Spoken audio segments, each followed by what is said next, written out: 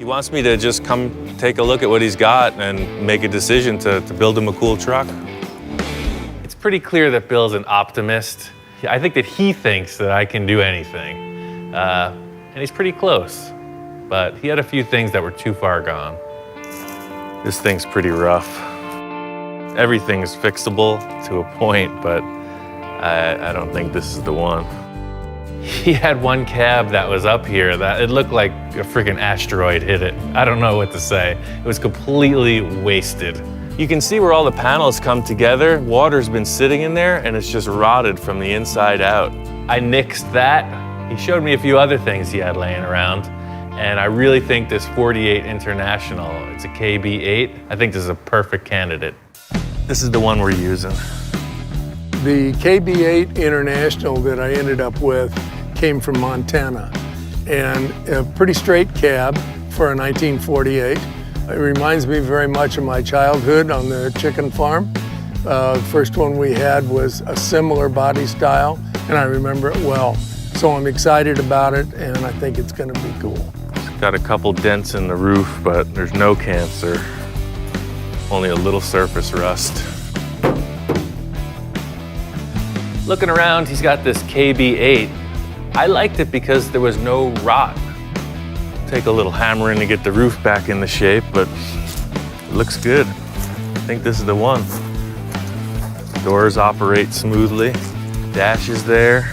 They've usually been picked clean, but this is really sweet. It's got all the knobs, gauges. It's like super old school. It's cool. It's pretty crazy how a truck this big would have such a tiny little cab. I mean, to have two big guys in here, you know, going to work on the farm or whatever they're doing, not much room. It's all business in here.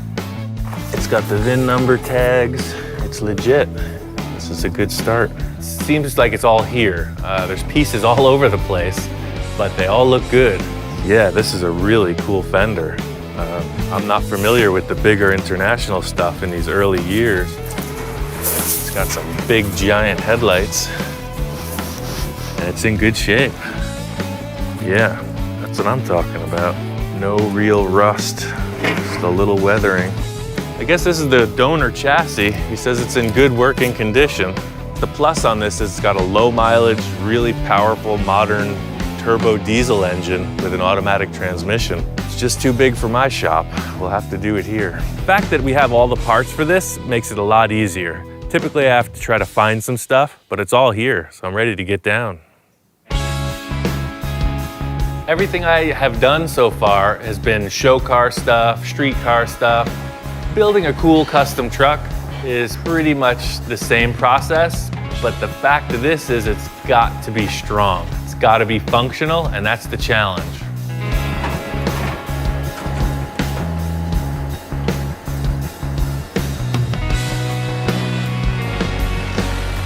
Before I get started, I just wanted to get a quick look at how the cab looks sitting on the chassis.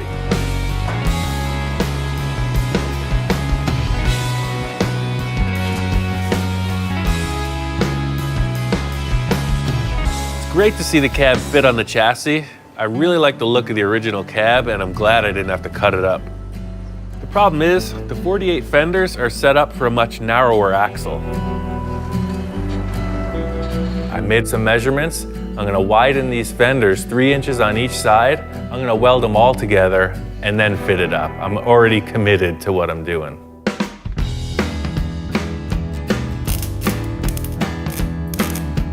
We had the body off and laid it here, and in a very, very short order, he was widening the fenders, and I'm going, wow, how involved are we really gonna get? The whole deal with how this thing is being widened is really just like creating your own puzzle pieces. So I put the fenders where I wanted them and just put in this high-cut piece of sheet metal to just make it happen. Seems like a huge deal just to get these things set up, but that's only the beginning. This is all preliminary steps.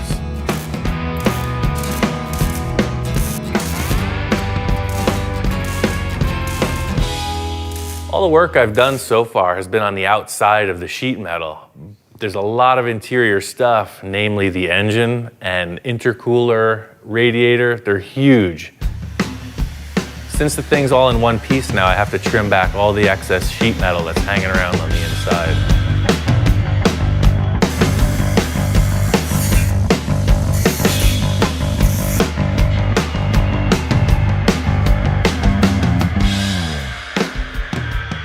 My biggest concern with this build is the sheer size of it. It's a big truck, it's like 8 feet wide. So I'm basically just gonna put it on there and we'll see how it looks.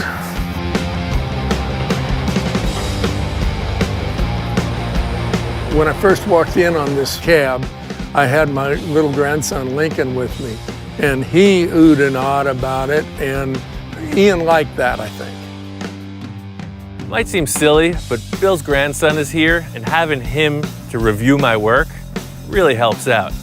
Everything I do, I like to have sort of a childlike quality, you know, like a big toy. He looks at it, and it's Tonka time. Straight up, let's play.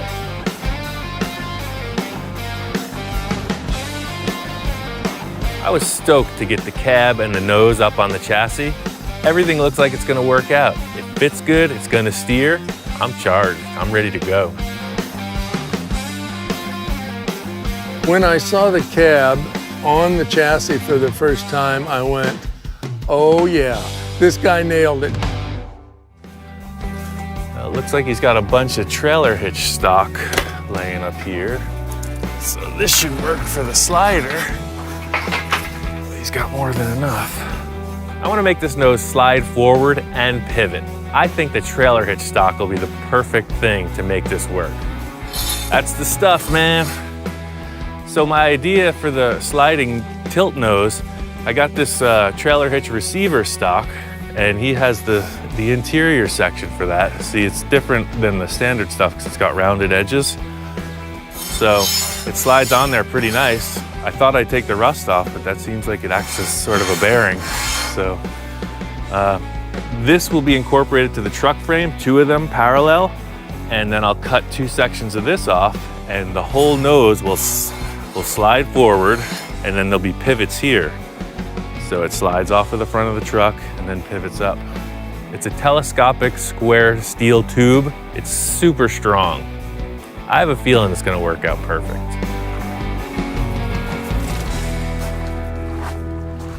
You can see here how they'll pivot. What I have to do now is create a cross brace that doesn't attach anything except the hinges so that the whole nose and bumper will rotate around this assembly.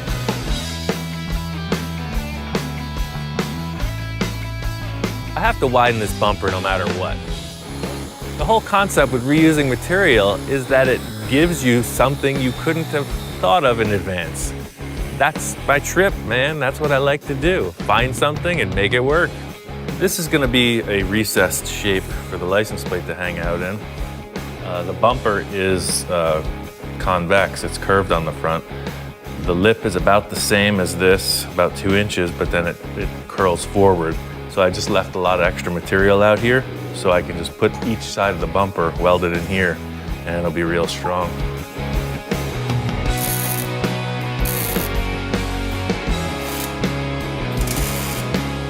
This grill is a little bent, so it's a little deceptive, but the whole framework is squared up with the body. So I guess I'm gonna just cut the bumper right in half and just kind of fit it and see what it looks like.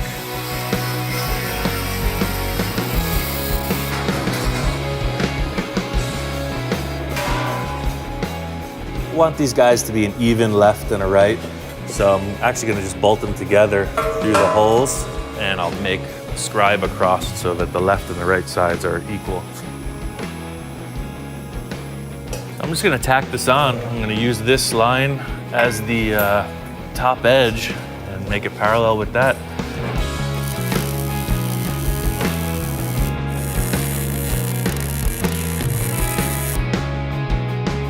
Like backwards, sort of.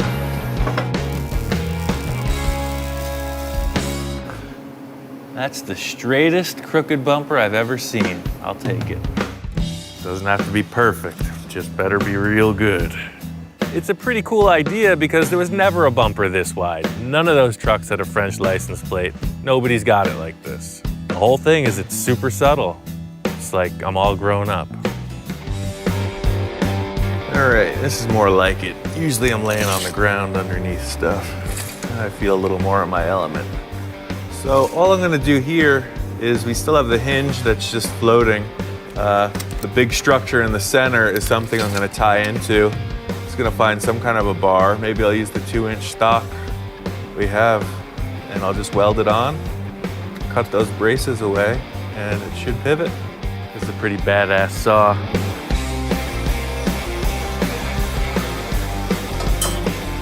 This 2-inch tube is attaching on the far end to that big center section that I made, which is super strong. And it's gonna come across, hit the tab on this hinge, and also hit the bumper itself. So it'll be like a 3-point bracket hidden inside. Puts a little more strength in the whole assembly because even though you can't see it because everything's squared, there's a lot of triangulation in here. Helps with moving forward and backwards and up and down.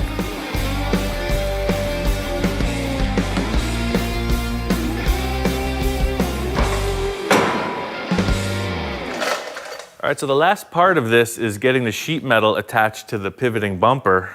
The truck was a little bit off level. I'm not sure what's going on there. So that could be in the suspension. All I did was put a floor jack under the axle, and I got the whole bumper and the chassis leveled perfectly.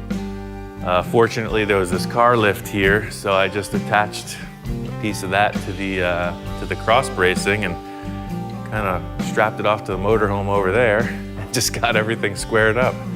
A little pushing and pulling, but now that it's in shape, centered, and level, I'm gonna just build a frame at a 2-inch square, same stuff we've been using. I'm gonna make an arch that goes up underneath each side of the fender, and then just build some kind of gusseting around that just to grab all the sheet metal so it doesn't get out of shape when it lifts. So you got this old bracing in here. My idea is to come back right near the slider there and then arch up around, grabbing that original brace and also having something up here in the top of the center of the fender. This truck was not set up for anything like this. The engineers never imagined this for this vehicle. So I'm just building like a whole new front of the frame, basically. It's a bunch of jigging up and making sure everything's square, and then attaching it to the chassis so that it's strong and in line.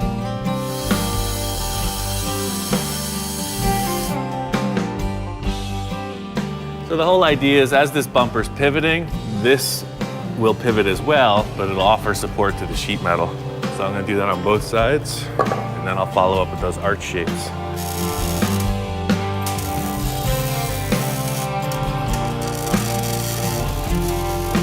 I've seen Bill come peeking around. You know, I've been hard at work. I think he's a little skeptical, but that only fuels the fire. That's making me want to make this happen.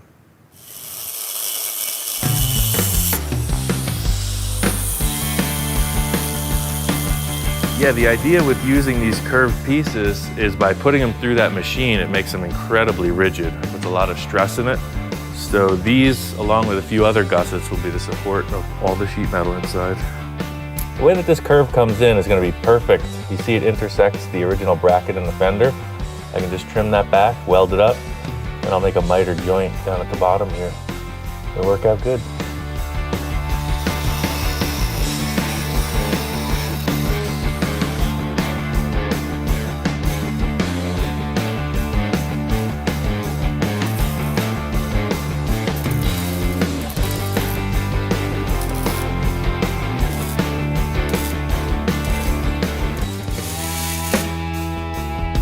Once I got the under structure in place, I had to move on to the gravel pan. It was the last thing I needed to do to see if my idea was going to work.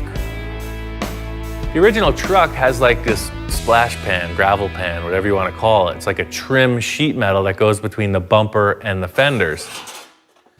All right, so I'm going to try to splice these pans in. The dimensions from the fender to the bumper are a little bit different. And there's no real reason to use these except that I like the little design. It makes it look a little more old-fashioned. The frame spot doesn't really match up as it did in the other one. I'm probably just going to cut them in half and piece together what I can. It would have been 10 times easier to just take a piece of steel and fill in the area where the gravel pan is. It's little things like this gravel pan modification that are my signature. See, this got split in half before it was all taken apart, so this guy will just weld right up to the grill like that. I'll lap it onto the bumper, steam it in, cut it right through there, move it over. This little bump doesn't line up with the frame, so I'll probably just make a new shape to cover the frame that'll sort of represent what was there. Right, so we're gonna cut her up, weld her in, get her done.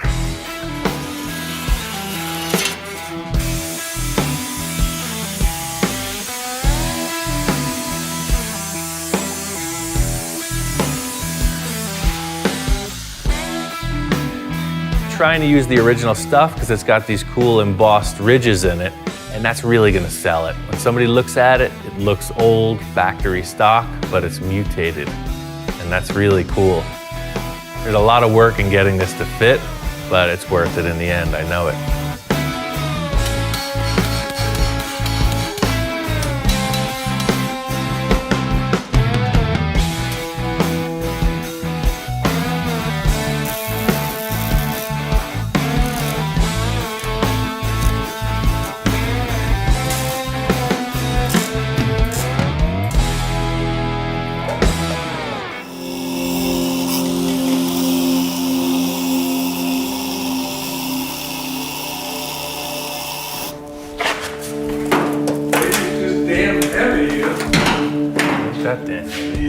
Par for the course. All of this work, I finally get the thing ready to tilt, and it's stuck. Bill's standing right there. It's just perfect. It wouldn't move. It wouldn't move. And I went back to the, damn, it's so heavy, we can't do it. And I'm thinking, oh my gosh, now what? When you got 5 million welds, your percentage of some attaching themselves to the cab is increased, so in the end, that's what happened. The thing would not hinge open because it was welded shut. Like that. And it'll pivot up. Like that.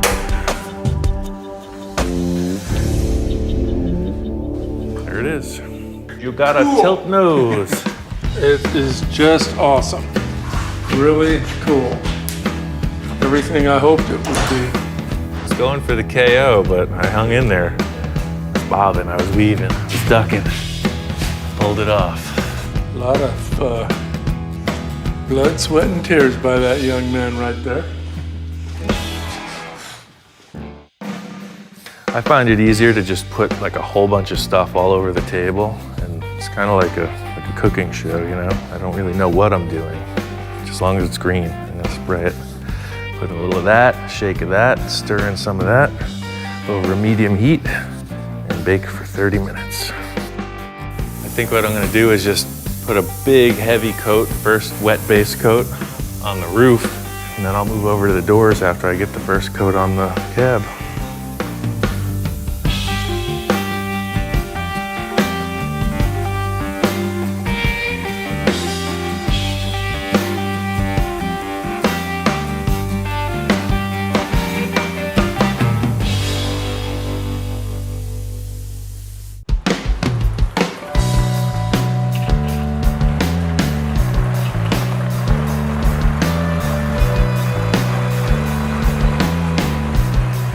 Got this thing painted, assembled. This truck is clean. I mean, it's really badass. I wish I could drive it.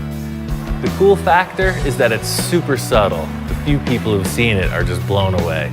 Just because it looks like a stock truck. I mean, it's hard to tell. And you do the special hood and you show them what's going on.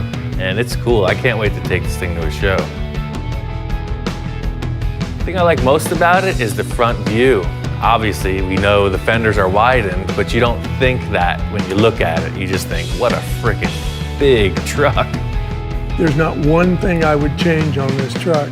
I love everything about it. A lot of that is due to Ian and his persistence and his fabrication. My job was all the heavy fabrication and assembly, and then Bill got down on all the accessories and finishing parts. He polished out all the stainless steel, got some bitchin' aluminum rims, got the special mirrors, the chrome horns, the air cleaner, I mean, he knows what a truck needs to be legal on the road, so he fitted out with everything DOT approved and all the trick, cool looking stuff too. Oh, the best thing is, of course, the tilt front end that I was very apprehensive about. You know, it's just awesome. I mean, I've showed it to people and they go, really? How does that work?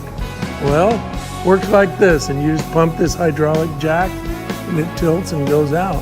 But people that are not even car or truck people are very like, wow, it's just something way different. And that, of course, is the best part. And that it still has the old look. When it's rolling down the road, you can't tell the front tilts like that. But when you stop and you tilt it, cool. The cool factor, it's like, it's a real question mark. That's the whole thing. It's people look at it and guys who know trucks are like, there was no roll-off trucks in 1948. I think Ian, as time has gone along and I've done the little things that I've done to it, he now gets that it's going to be a working truck. I don't think he really got that before because he's never built anything like this. It's mostly show cars and toys. It's a show truck and it's a toy, but it's a working all of that. It's a multi-functioning truck. It'll function as a flatbed truck, a dump truck, a van, does everything. And that is the beauty of that truck. Yeah, I just use it mainly as a toy. If my wife were here, she'd say it's an expensive toy, which that's okay. It pays for itself and I have fun and that's what life is. But the truck itself worked perfectly. I'm very happy. I'm very happy with it. Turned out great. In the end, I mean, Bill is stoked. He's super happy about it, and I'm jealous. That means it's a good project.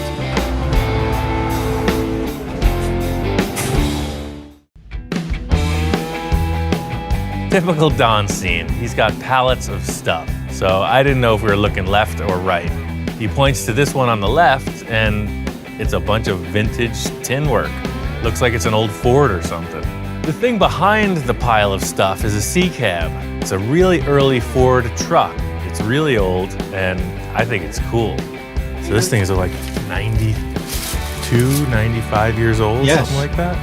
Wow. This thing doesn't even have rust, man. The cab is basically really straight, no rust, has a lot of potential.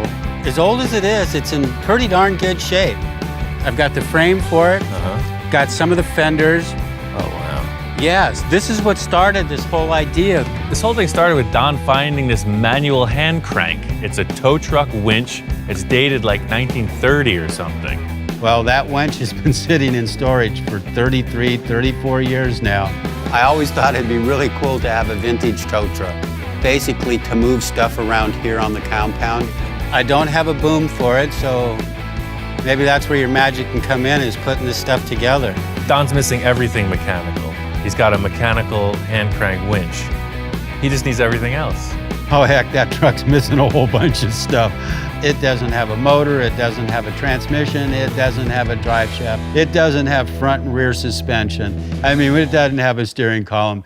It is absolutely a basket case of parts with a whole bunch of parts missing. If we could find a rolling chassis, then it's like just mount this body on there and, you know, do it kind of hot rod style. Don and I have been working together for such a long time. He's thinking, hey, anything's possible. And it really is, because I know that Don's got the parts. Somewhere in this property, he has everything we need to make this happen. Don's got this 1-ton dually just sitting there. The way I see it is this is a huge upgrade from 1919. This is like 1969, you know, it's like way more developed. This truck is gonna drive like Henry Ford never imagined. But I think it's a little bit, the cab's too small for this. I think this could work, man. I don't see why not. I mean, if we have to cut that cab or do something to this frame, it doesn't matter back here, it's a utility bed. It's just that that nose of the cab is so narrow in the front, we might have to do something. And the frame looks straight. It doesn't look like it's been tweaked or I think it's a good start, man. Get this cab out of the way and let's get it inside and lay it out. Well, when we first started mocking it up, it just didn't look right. It just looks like it's got a little thing stuck on the back. It does. Yeah, standing at this angle, it does. So Ian and I looked at each other and go, this isn't going to get it. We need to come up with something else. Like if we did use these 4 members and we went back to the winch.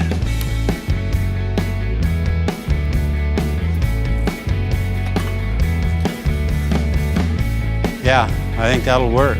I like how the line comes down into the winch. It looks like it's one piece. Yes. If we opened this up and created, you know, like that big crane shape.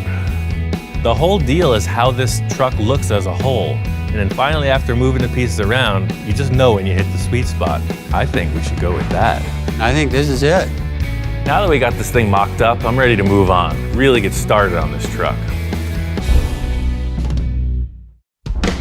Once Don and I got the basic structure of the boom figured out, it's time to bring it to life. I'm just building this perimeter frame around the base that's going to be like a subframe that anchors that winch and also holds the uprights. Got a whole bunch of this C-channel from Industrial Metal Supply. It's 4" by 1.5. It's a 3/16 wall. I'm going to build each side flat on the table, and I'll stand them up and then tilt them in and join them at the top. This boom needs to be strong, but it's never going to pick up really heavy stuff. Because it's a hand crank winch with a pulley, it's got a weight limit. The end result will be that this will be a great rig for Don to use around the yard, around the compound. So the fit up here is pretty loose because I'm seeing like a big 1/4" plate coming out and making a nice gradual arc so that the hook is a little bit further out from the back of the truck.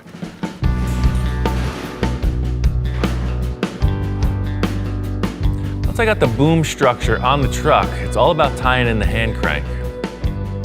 I know I'm gonna have to build something off the front of this. I really like the idea of keeping this rustic old angle iron frame. It would be easy to just unbolt the winch and put it on something fresh, but the whole look of the truck is like old-fashioned. I'll just build a little discreet brace underneath to bolt it to, so it'll be just presenting, it'll be out in the open.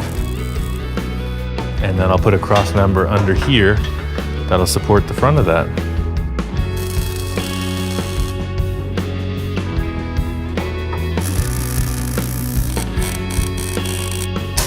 Even though we're basing this structure on what Don and I mocked up, I still am trying to bring some kind of a design element into it. The winch looks good there. The last thing for me to do is just mock up some kind of an end cap. All the tow trucks we're looking at seem to have this detail at the end where the cable came over and then had a pulley that kind of drooped down. So I'll make an oversized one of these cardboard deals.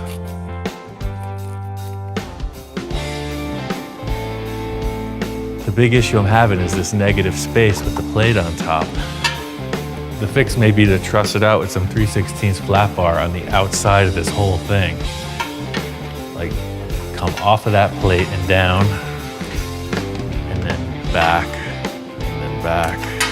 Once the structure of the boom was in place, I'm just thinking about designs that can crisscross this pattern. It's a pretty weird triangular shape, so I'm just laying out tape in random directions just to get an idea of how the space will be filled. I'm not really sold on this truss idea. I put in 3 cross pieces and felt like it was gonna work. I kept adding to it and it just got out of control. I wanted Don to come in, check it out, just see what he thought. Wow. That's looking good, Ian. I'm getting carried away, man. Got the back hacked off. Yeah. The problem I'm having is with this tape. It's a little busy, isn't it? Act as if that isn't there for now. Okay.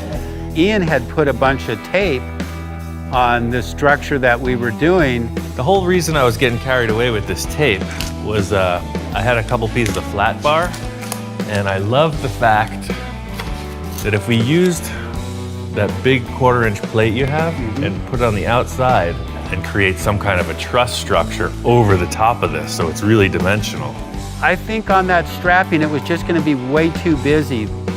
I think the way that I build things is just understanding that I don't know what's best. I'm just leaving it open to happen. But I really like this shape, how it's taking. I thought by turning the C-channels backwards like that, showing them, it just made it look a little more old-fashioned. I think you're right. And that's what we want to go with, the older look. Well, again, with the trussing, maybe we leave it out. I thought it would be really cool to, make it very fancy. I was really trying to make something out of this boom. I was going for the Eiffel Tower, and Don just wanted something way simpler. I think you nailed it like this. This will work absolutely great like this. I thought he might get a little too carried away on it. It's hard to keep up with Ian. He moves so fast, but I like it the way it is. There's a ton of different design elements needed to bring this thing together. My process is to stay open to new ideas, and that's just how I work. I'm not sure Don's on the same page. I'm just gonna keep working through this, and Don's gonna go grab more parts. You can see here how this is spreading out so wide. So the wheel will fit inside here, perfect. The cable comes through into the wheel, bolt passes right through here, and the other wheel will be out here. But I'll clamp this in after I get this stuff welded up.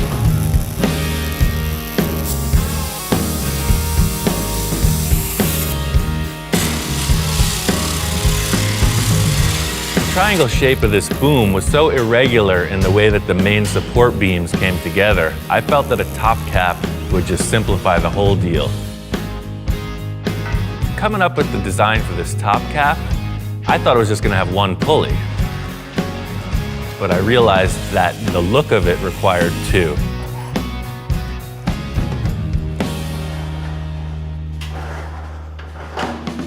It seemed like the cable was going to be rubbing on the framework, so by putting two pulleys, it allowed it to come up over the top and then out of the back just a little more smoothly.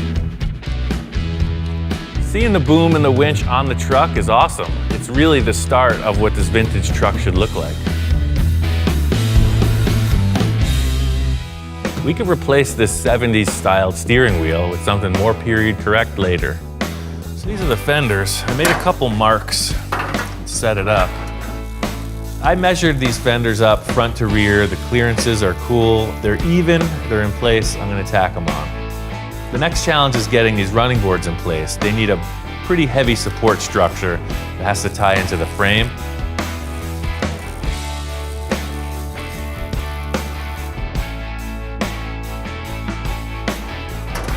I like these running boards. It's a really great running board, I'm not disputing that. My concern is the transition from the radius to the front fender detail. So I think I'm gonna end up building off of the running board instead of cutting it back. Yo! Brought you some more material. Don shows up with more random scraps. Here he is wheeling in some old diamond plate. Well, you're right on time, man. Yeah, well, perfect. Check out what I got. Hey, those are looking slick. Yeah, it's so cool seeing this old stuff. It's been in stock up against that house for a long time. Various states of pileage. Well, if I wasn't such a pack rat, I wouldn't have all this stuff. Now, the wife thinks I'm out of my mind, but... Well, she's not the only one. Yeah. Oh, hell yeah, I'm a hoarder. Definitely, I collect stuff, I hoard stuff. I don't get rid of anything unless the wife has some say to it, but having Ian to be able to utilize most of this stuff has just been absolutely great. And it might work out for a parade, too. Don's really happy with the progress on this truck. Still a lot more to do, but I think we're on the same page. It sure worked out So good, it's the didn't it? 69 Chevy steering column. I just shortened it up. We started talking about the rear of the truck. What are you thinking about this rear bumper? Do you have any material or like any guesstimate of what you want to see here?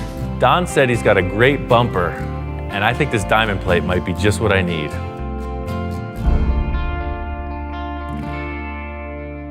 The big missing piece in this whole equation is this area here. Once again, Don's got the parts. We found some side pans from a Model A. See the way it worked on the Model A. Came down below the running board, and then this angle came up into the fender. We run into the same issue with the running board in that it's short coming into the bed.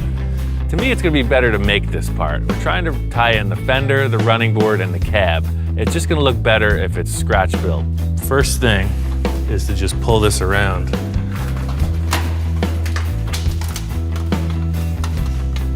So it's about 90 degrees. See, the sheet metal brake makes a really hard angle. This makes a nice mellow angle. So that was like, you saw 2 seconds of pulling, but it stretched the metal into this really rigid compound curve. It's like a puffed shape. I'm all about trying to just find stuff and modify it so I can use it, but sometimes there's just no other alternative. And that's really where your craftsmanship comes from, is when you can just build from scratch. But the curve indexes just below the body and comes down to the running board. So now I gotta trim this top side to fit roughly, and then I'll measure out my flange to cover those holes, turn it back under like a hem edge, tack welder in. The 20 gauge sheet being super flimsy, you can see by putting these bends in it, it's very strong now, and that's cool. This side panel's gonna work. The real hard part is getting the running board to fit up with the front fender. So that's gonna be a pretty big deal to make that work, fabrication-wise.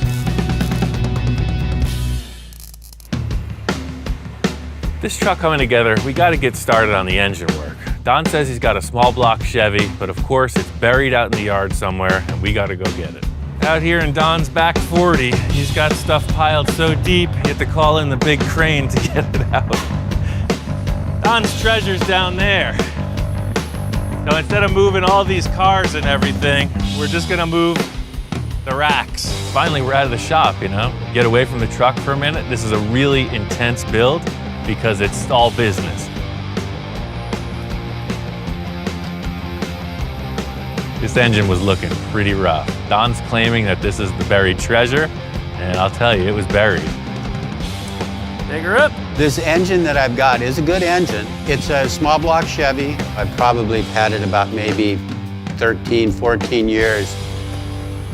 I tell you, Don, this is looking good, man. This is like new old stock. This is a fresh engine. If ever I've seen fresh stuff, this is it. This is great. See you later. So to get out and swing around on the crane for a while, yeah, it helps clear the head. I'm gonna clean this engine up a little bit, pull off all the unnecessary parts, and ship it back over to Ian, because I know he's got a lot of work to do on it. We got a brand new transmission from Monster, so it's really like 90% there. This piece is really subtle. It's a small part, but if I don't get it right, it's gonna be totally noticeable. I'm using the detail on the end of the fender, which is a rod shape, and I'm just gonna make a gradual S curve down into the bottom of the running board and sheet it. You know, it doesn't belong that way, but at least it's gonna match. You know, you'd never see that anywhere else. You really don't grow unless you're, you know, challenged. You know, there's gotta be some pain there, like working out, you know? So even though I'm not able to go out and just do my funky dance, it's like a workout. This thing is just pushing my skills to make something happen. Yeah, to try to create this weird, it's almost like a horn, like a bullhorn, right? A section of that, like a steer horn. And to create that really tight curve in one piece of metal would require a huge amount of stretching. So I'm gonna shrink the two insides of each curve and they'll lap over. This is the side profile of the wheel arch going down into the fender. And that's why I chose this method to put it together, because at least it draws a flowing line. The whole idea here is the next piece is gonna come off of this existing fender and just wrap right over it. So there'll be a seam about a ½ inch in. That's why I just curled that edge pretty tight. I've come a long way with this truck, but to me it's all about the finishing details.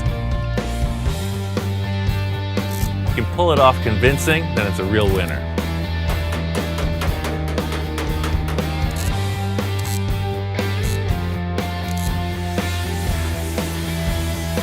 This rod, you can see, comes straight through. It drops down and into the bottom of the running board. And this little flange here just is what it is. It disappears and goes right under. I'm really happy with this. It's one of the main issues I needed to make work, and I think it came out fine. The way he molded it in and blended it in, I mean, it just looks like it came from the factory. All right, to start off the front end, I thought the radiator and grill shell would be the best place, start front row and center. We're on to the more enjoyable part of it, which is accessorizing. Don had a couple sections of a Model A rear bumper, so I shot him an idea of using those on the front of this chassis.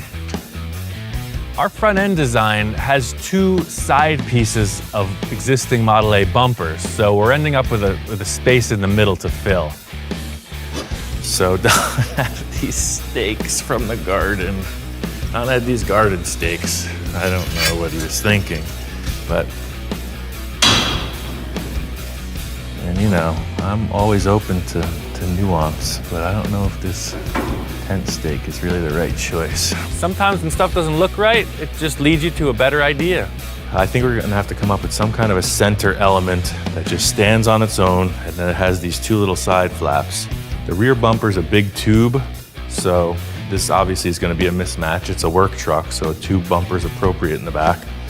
I'm thinking like some kind of a utility front bumper, like you'd see on a work truck, a fire truck or something. I'm gonna cut off the front section of the frame, and I have an idea of a way to make this work. I had this super old school toolbox. It's definitely period correct. So maybe I'm just gonna make a little tray that'll just hold the toolbox there. That's something a tow truck would have, you know? This toolbox came from the guy that taught me almost everything I initially learned with sheet metal work. I was working in roofing in New York City, making gutters, all kinds of decorative copper elements, and this was the dude's toolbox.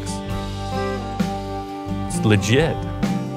I like little details like this. It gives the project cool elements that have their own story. I got the headlights mounted on their stands, and it's cool too because it really does have a Model A feel. You know, looking at it from here, if you know the front fenders aren't Model A. But the grille, the placement of the headlights, the style of the headlights, and the curved fenders and running board, it's looks a little bit more updated than your 1923 C-Cab. For the windshield frame, Don had this really neat oval tube. I don't know what it's from, but I think it'll serve our purpose perfectly. On this cab, I have pictures I took from the internet, and it looks like the windshield is about this tall, but it just sits up inside. It's the weirdest thing, because you can see the roof is way wider than the windshield. They were never intended to match. It was more like an air deflect, or it was a wind shield. It just shielded you from the wind, and that's where the term came from. Well, I'm gonna TIG weld all this because it's gonna make a nice little weld bead. Hopefully I won't have to sand or do any detail work to this. It'll just be a nice stainless steel TIG weld.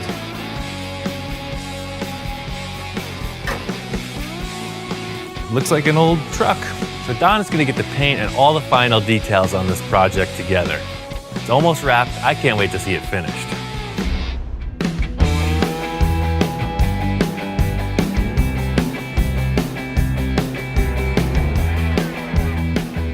Ian nailed this thing. It's unbelievable. The stuff that I gave him to work with, he knocked it out of the park. I mean, look at that truck. It is just absolutely beautiful.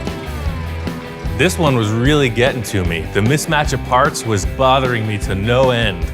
There's stuff from the 40s, there's stuff from the 30s, there's stuff from the 20s, and then the drivetrain and frame is from the 60s. The whole challenge here was using the parts that Don wanted. The hand crank was really the impetus behind the whole thing. The truck was styled around that era hand crank, so that's my favorite part of the rig, and really without it, it wouldn't have been this truck at all. It went from a pile of parts on a pallet to an operating tow truck. Ian had built Patty this electric dune buggy that she can drive around the compound here. She drove it until the batteries were dead, and then we went and picked her up. We put a hook on it and towed it back for her. The whole thing here was getting Don his fantasy truck. I'm charged up and Don is stoked. Don added all the final details to really finish out this project. The wooden bed and that giant old school hook really give it that vintage feel. Working with Ian on this project really opened my mind to a lot of things, and this project came out killer. I mean, it came out way better than I expected it. Don's totally into this truck. He's got a huge stash of projects and the possibilities are endless. In Fraser Park, California, this fella John has got a big project. Of course, typical car guy stuff, we start with the Grand Tour. I'd say I'm a collector. I have a lot of international harvesters. I guess you're like into the whole military truck thing. Well, I have some military stuff. I've gotten rid of a lot of it. What's with the ammo boxes? Parts storage. I guess you got a lot of parts. This is my kind of guy. He's got parts all over the place, a collection of just military stuff. Whoa, so this is like a Jeep front, but it's an That's ambulance. a M725 ambulance, Vietnam era. Like a MASH Jeep. I used to have all of them. I had the 715, the 726, and the 724. And as years have gone on, I got a few other little military things laying around. Holy moly. He said he had a big truck, so I'm thinking like a lifted 4x4 or something. I walk up on it, and this is like massive. Now, it's a Mack 10-ton, 10-wheel drive, and M123A1 Charlie. I don't know what all that means, but I could tell it's big, it's heavy duty, it's all business. It was for hauling tanks, or armored vehicles. I ended up getting it from my friend that had a wrecking yard. Cost me a searchlight off of a World War II destroyer that I had. So, I mean, what's the end game? What's your ultimate plan for this fine The end machine? game, I'm going to use it as a fully self-contained all-terrain motorhome when I want to go camping and or four-wheeling. Anywhere. And pretty much anywhere if it'll fit. I see. The ultimate bug-out vehicle Yes. for the end of days. I guess in simplest terms, John wants an off-road RV. What? Well, I'd like to turn it into an extra cab or a crew cab. John starts explaining that he actually wants to create a four-door vehicle. He has a bunch of other pickup trucks around, and they're four-door utility vehicles, and he wants to mimic that look with this giant truck. I've done a couple other big truck projects, and what always amazed me is how small they are inside. It's pretty crazy. Even like a passenger car has more room inside than this. So I could see why you want to extend this cab, because you're right up on the wheel. You want to recline a bit. I'm 6'2", slightly portly, so my belly hits the steering wheel. So I need a little more room in the cab. What if we just got a duplicate cab and welded that on and made that the four-door That's body? kind of what my idea was. Okay. I've got a friend, he's got a cab. Got to go find a command shack for it, which is an 8x8x12 insulated shack. He wants to put some kind of a camper box on the back.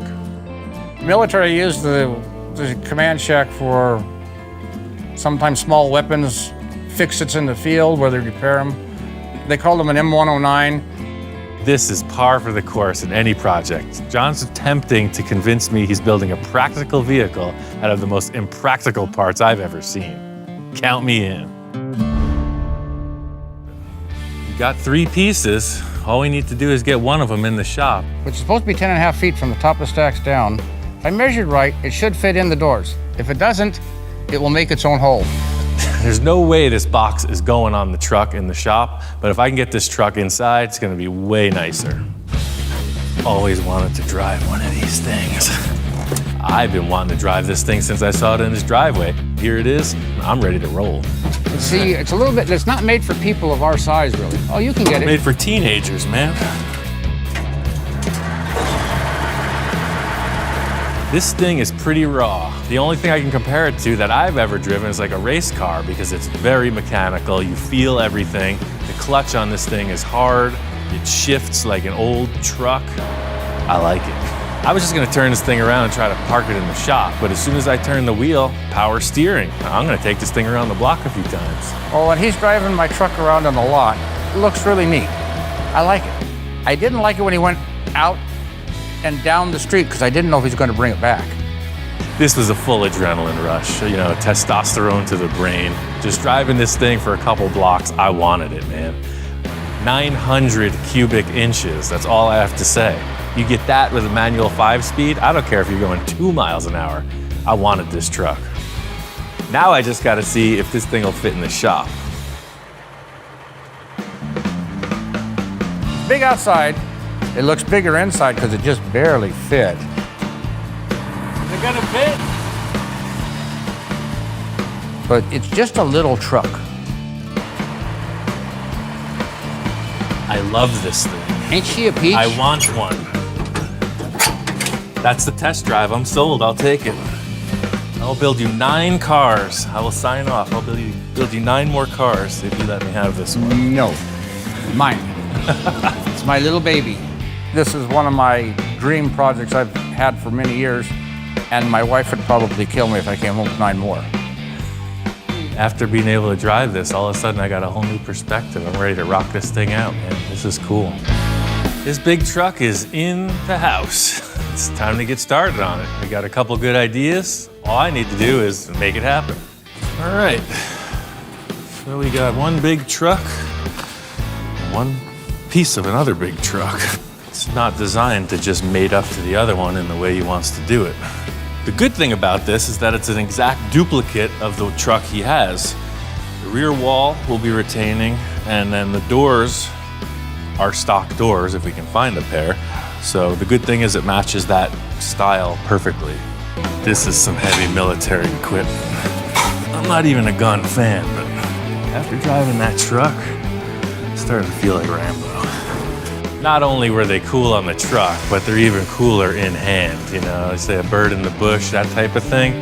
These things make good-looking faux weapons. If we don't use them on the truck, I'm keeping them. Every time I wake up, I'm back in Saigon. Looking over the truck, I realized that the whole roof unbolts. I have seen these without roofs, and now I know why. They pop right off just like a Jeep or a Ford Bronco. Just a bunch of series of bolts, and it comes off in one piece. This roof is way off the ground. It's gonna be tough for one person to take it off, but I got a couple of angle irons that I'm using for the rocker panels. I'm just gonna make a slide and slide it away.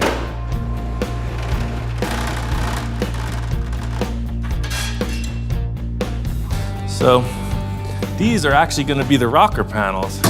I just use them to slide that roof off, but they gotta stay here anyway. One thing I didn't realize was how much taper there is in this cab. If you look at it, these walls are getting wider as they come back. I knew it was tapered, but not this much. Let's see what we got. Because the cabs are the same, I'm gonna measure this one on the floor just to see how much it tapers. It's a good 8 or 9 inches narrower in the front. I think the easiest option is gonna be to cut this body right in half and open up the triangle. The whole issue here is you have 2 triangles stacking behind each other, and I'm gonna put a square behind a triangle. First thing is always cutting it apart.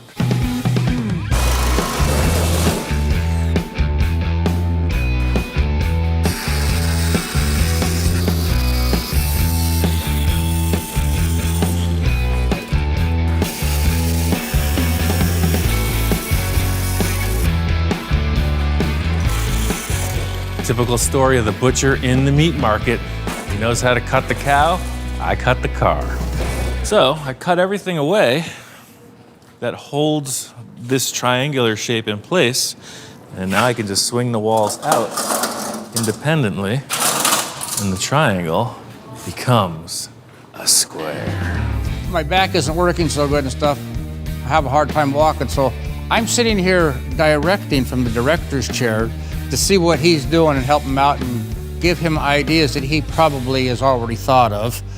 As he got the cab up onto the truck, now he's kind of manhandling it in. Those days are gone for me.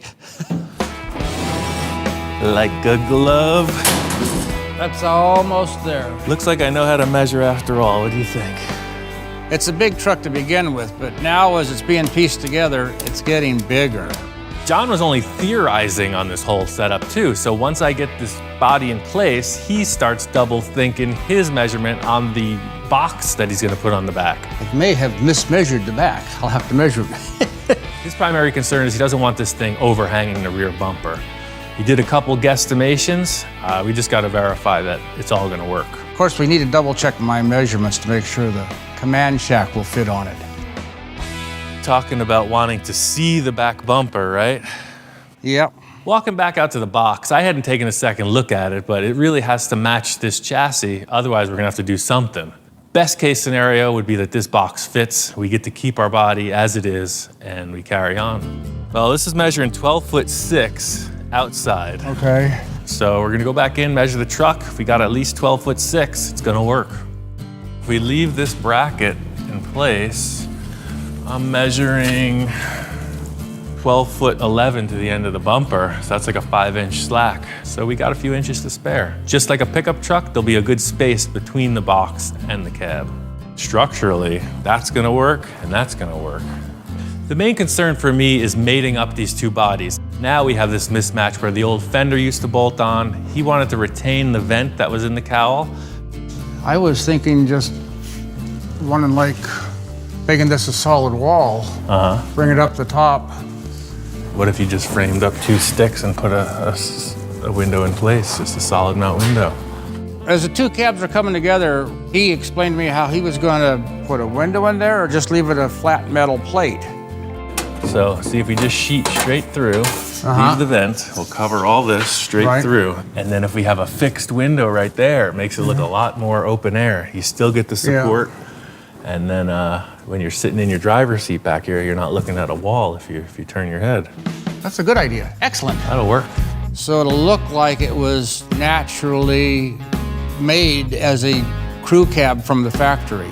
Setting these two bodies together wasn't a huge challenge in my head, so I'm glad it worked out. It's the unseen that kind of gets you. We got through this part of it. It's very simple sheet metal patchwork now. John's working on getting a couple doors. For me, the big concern, aside from the doors, is the roof. So I just put a little skim of filler over the welded area. It doesn't have to be show car straight. It's gonna be this simple rattle can camo paint job, but I didn't want any of the welded seams to show. All in all, it works cool. I think the big seller in the whole thing is the vents, you know? That little detail right here tells you it's the same truck, the rare factory 4-door version. Everything about this was very straightforward. I think the roof is gonna be a different story. John and I kicked back and forth a few ideas, but nothing makes a decision like seeing the mock-up.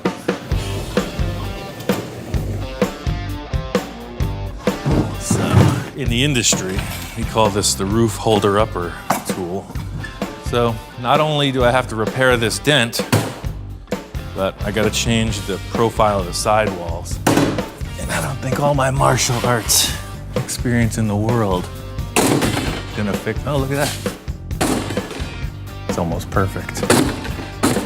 What do you think, Hellhound? Is it gonna work? Just like the other projects I've changed the roofs on, this is a really hard shape to make. Thus, our blueprint will begin. The thing is, you almost can't use this because the taper is now different. So to just splice in a small sheet, it's probably just easier to make a whole new side profile and top skin. All through here, this is enemy territory.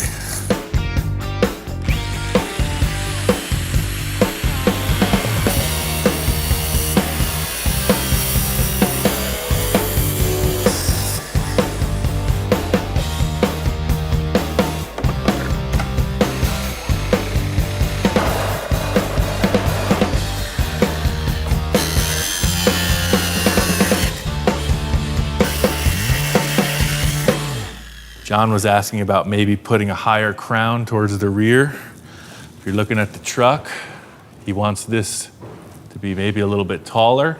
The whole idea being up there in the mountains, it does snow fairly heavily, as infrequently as it may be. He's talking about more of a wedge, let it slide off when the sun comes out.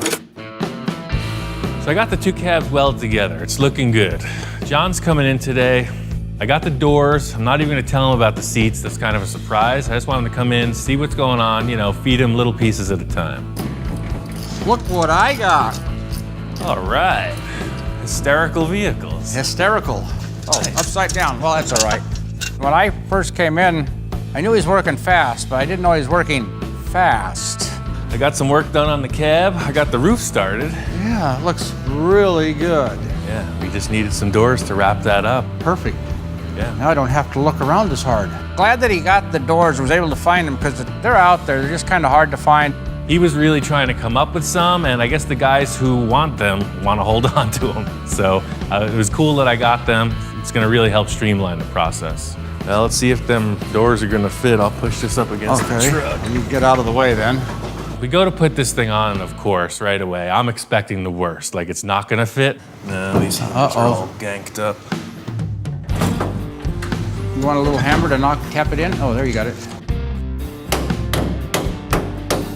Almost there. Yeah, these have just never been put together. Stubborn. All right. Emergency persuasion was indicated. That part worked. Hey. All right, whoa. Yeah, door gaps are good. That's good. All we have to do is loosen up the hinges, align them, and it popped right on. It was the right door for the job. Window rolled right up and the door latched tight. Ah, that looks really good. Now it's looking like a truck again, a big truck. If you're cool with just letting me go on that window detail, I can build that out, but what I really needed your input was how much you wanted that back of that roof to come up. Okay. Since John wants this thing angled up in the rear, that's the first thing we need to mock up, is exactly what the roof pitch is gonna be. So, a couple envisioning tools, couple stacking blocks, and we're on to the mock-up.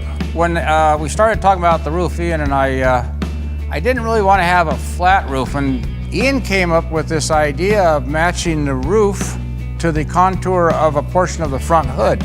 Well, what I'm seeing, style-wise, see how that hood does that little detail? Yeah. If those two angles kind of flow together, like if you were to put, this is one of my envisioning tools. You gotta squint one eye and then you take a lean.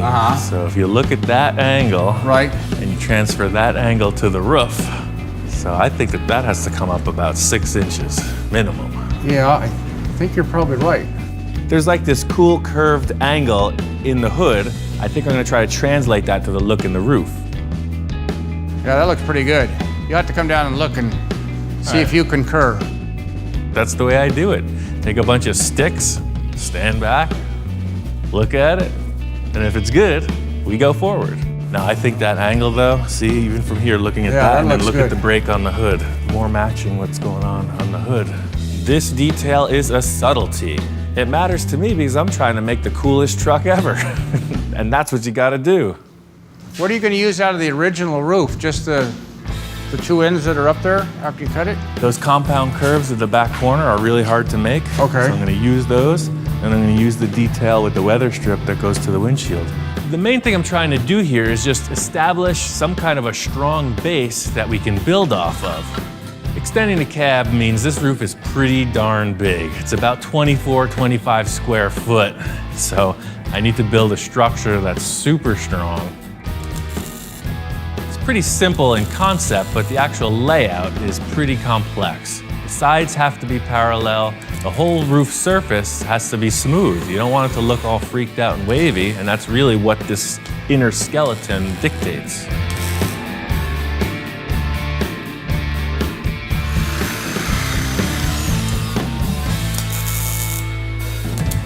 When you finally finished getting all the ribs kind of mocked into place, we stepped back and took a better look at it.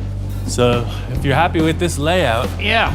I can go ahead and I'll make a whole skeleton structure before we do any skinning. Yeah, I'm glad you got the other doors so you could put it together. Now it looks really, now you can really see what it looks like. It's starting to take shape. It's John's truck, so he's loving it. He's enjoying the process. I think it's coming together a lot quicker than he expected. So I'm just gonna keep on trucking. So we're up here in the highest elevation of the shop I've ever worked before. John liked the pitch of the roof and the way I was going about it, so he said, take the reins and go with it. So I went with it. I went double strength. I even went triple strength. I set up all those 1-inch risers, got the bows across the top. I put 45-degree gussets on every upright, and then I went in with 1x2 underneath those ribs, and that aligned everything. Made a 3-inch gap to put tons of insulation in it, and it's super strong. Now that the cab has been stretched and the roof has been stretched, I'm kind of worried what it's going to look like overall when it's done. Is it going to look like it was made that way, or is it going to look like somebody piecemealed something together? The center of the roof is super simple. It took about 10 minutes, just cut them, screwed them in place just to hold them. The sides are a different story. I want to see how he makes the nice curves in the metal so it will look like it was made that way from the factory. How are you going to make sure the radius is correct on this? Just like everything else, I'm gonna wing it. The least measuring possible and the most inspiration yields fantastic results. But I will take 2 measurements. See that? We know the curve is gonna start about 11 inches here, and it's gonna start about 5 inches there. And those are the only 2 marks I'll use. One time through the roller, it'll be a perfect fit. Well, I asked him how he's going to do this, and he just says, I'm going to wing it. So I'm going to watch how he wings it. So we're here. We're coming in through here. We got the 5. We're gonna come in. We're gonna curve this like that, right? Okay. Left, right, left, right. Straight back through, and on the truck. The hard part from what I'm seeing is how is he going to join the side, roll the metal, and have it join onto the roof itself? Oh, each time you tighten it up, it'll make the redo the curve? A little bit tighter. Okay. Let's see what I did. I've only tightened the 11 side. See, it's almost at a 90 degree. Right. It's almost at a 90 degree, so it's a section of a cone. Okay. Well, that came out good. So it's a little imperfect right here. Not really measuring. Just trying to make it work. He rolled it looked really nice. And he slapped it up there and it fits. It looks good. It looks like it was made for the truck. Of course, you know I'm learning all your trade secrets. The whole thing with this little skin mock-up thing is to get a side profile of it. And what's gonna complete that is the rear quarter. There's that extension that comes up above the rear window. It's about an 8-inch vertical rise. The trickier part is the corners. If I tried to make this in one piece, it would have been a whole bunch of nonsense. I'm gonna split it up just like I did with the sides. It's gonna be way easier to fit it in that way. I noticed he saves a lot of parts out of what he was using off my cab. Some of the corners he had to use. I always try to reuse the toughest parts that I would have to make. So this compound curve, if you think about it, it's a bowl. It's a big dome shape, and doing that requires a lot of stretching and shrinking, a lot of finish work. I'm gonna minimize that by using it from the old roof because it looks perfect. He took an 8-inch piece of metal and he rolled it into a giant donut. And then he marked out the number of inches he needed to do 2 corner sections, cut it, put one corner on the driver's side of the cab to make sure everything fit, tacked it in place, and it fits. He knows what he's doing. Kind of an artist at work. That was the savor of the game, because to build those 2 corner pieces would have kind of been a big task. Might ended up using a dog bowl or some other non-traditional approach. So this is the primary layout. Just like with the skeleton, I want you to see how the skin was. If you're cool with that shape, how it jogs, you know, all these lines will be trimmed back. This is just the generic layout of how the skin will fit on the skeleton. I'm good with the way it's going. It's looking really nice. I like it. Gives the truck a really aggressive nose down look, and I think it's cool. Can't wait till you get it done. Feeling really good. The way the roof is coming together, the way the whole truck's coming together, and how fast he's doing it. I'm having fun watching. There's a few more details I gotta get to finish up this truck, but before I do that, I wanna get the truck outside and put the box on. We made our measurements, but I've been wrong before. The whole thing is trying to pull it out of this shop in one piece.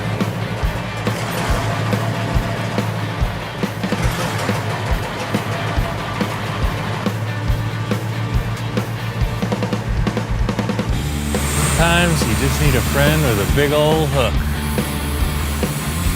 Oh yeah, there it is now.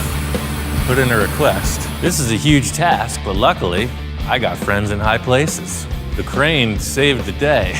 I can't lift this box, and I don't really have anything to lift it up that high, so without Leonard, we were stuck in the mud. The cool factor is this box was made to be lifted by a crane.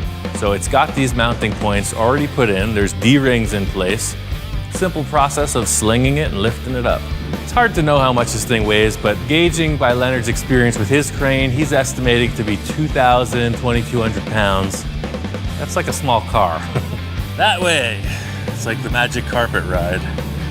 I've been waiting my whole life for this. I've always wanted to take a magic carpet ride, and I guess this is as close to it as I'm gonna come, so I'm gonna take full advantage of the moment. It's working! It's working! Well, I needed to get on top of the box to hook up all these straps, and I figure instead of getting back off the box and then getting back on the box, I'm just gonna stay on for the ride. Keep it in, keep coming. 6 inches. Oh, drop it. Everything seems like it fits good. We got plenty of room between the cab. We're not hanging over the back bumper. And I think the roof height looks very proportional with the box height. This box was meant to be mounted to one of these trucks, so it's a perfect fit. I could get used to this. I'm gonna take up stuntman in my next career.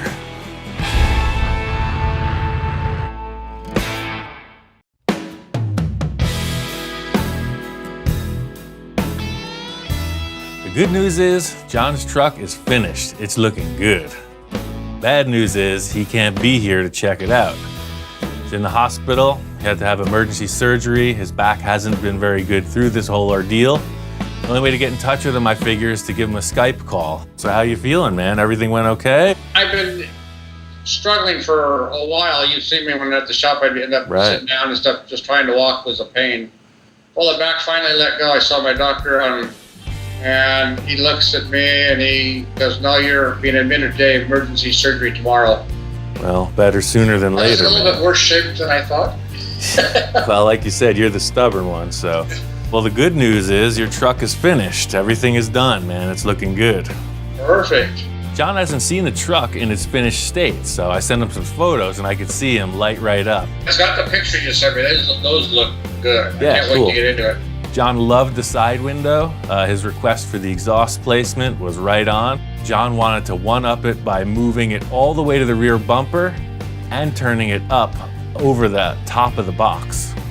The details that we were talking about and you came up with, they really came out good. They made the truck look better overall, more functional, I think, overall too. So I was able to find these 2 air ride seats from a semi-truck. So I plumbed those into the airline. They run off the stock air system. They're fully adjustable, lumbar support, armrests, the whole 9 yards, man. Oh, a surprise. Yes. Excellent. I'm going to have a soft riding truck. Exactly. Before, you know what it was like driving around. It was a total banger. So now everything has suspension, including the seats. It was a bobblehead truck. Now it's going to be more comfortable. Yeah, it'll be totally smooth. It's ready to go. Next project is figured out a lift gate to get me into the cab. Sure, right. That's the thing. The never-ending project. Well, thanks for all your work and effort and put things together for me. I can't wait to get there. I got to get better so I can go check out my truck. That's it, man. We'll meet up whenever you're ready. It was good to get this project completed for John. This was, one of those bucket list things. He had this thing on his mind for a long time. I think it's really going to give him some inspiration to get healthy.